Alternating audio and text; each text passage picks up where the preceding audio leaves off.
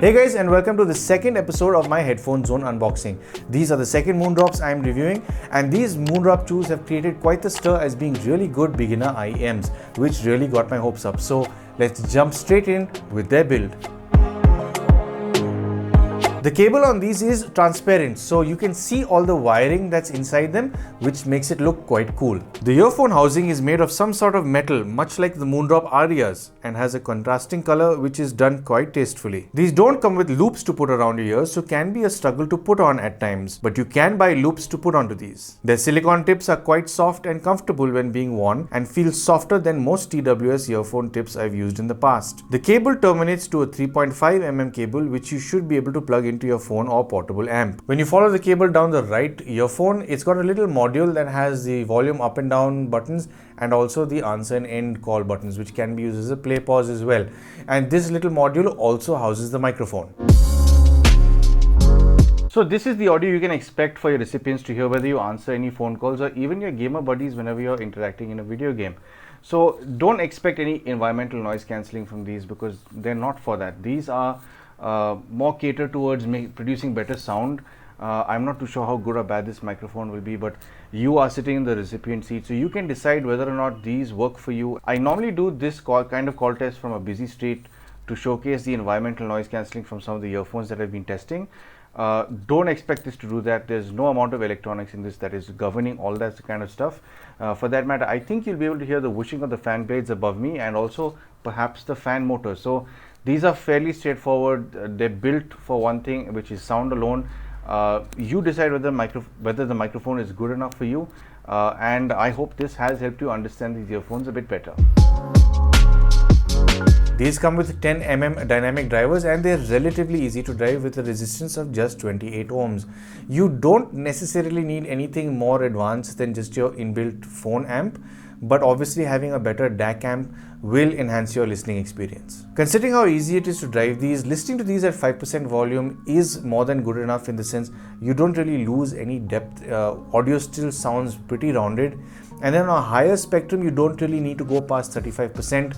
I mean, you can if you want to, but I wouldn't recommend it if you want to preserve your hearing. Soundstage on these exists within your head, and some tones do give the illusion of coming from a little further out. The combination of how the stage and image does give you the feeling of being much higher end earphones. Their imaging is spot on for when you want to focus on specifics.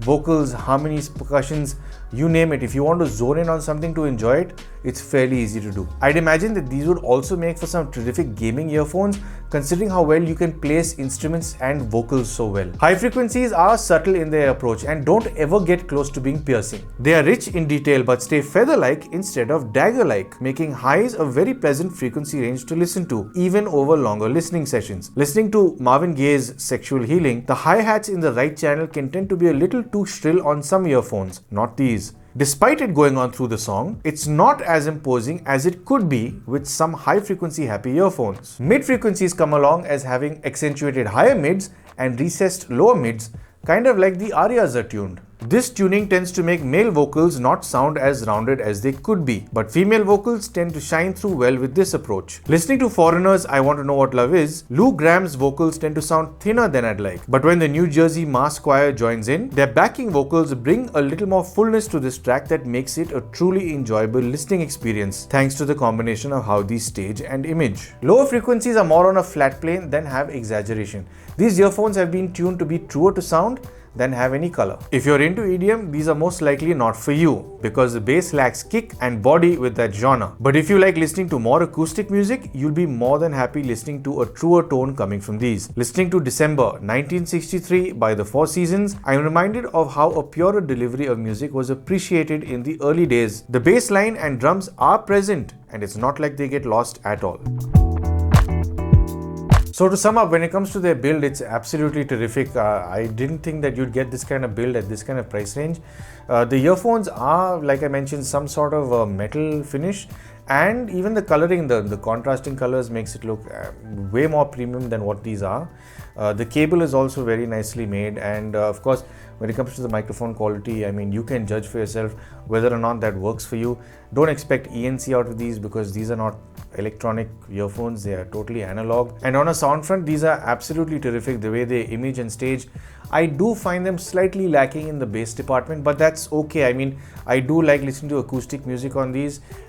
It's not exactly bass exaggerated, if you're into EDM, these are definitely not for you. These are tuned to be a much truer form of delivery when it comes to any kind of music. For that matter, even if you're watching a whole bunch of movies, these aren't going to give you that kick whenever there are explosions and whatever else. These are more for, like I said, acoustic music, or even if you prefer having clearer dialogue when watching a movie, these will shine through with that. So how much do these cost? Well, at the time of recording, their MRP is 2,199 and they're being sold for 1,999 on headphonezone.in.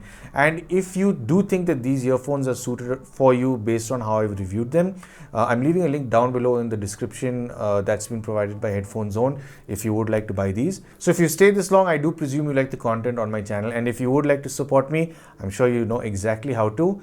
And of course, thank you for tuning to Paul's POV for some sound advice.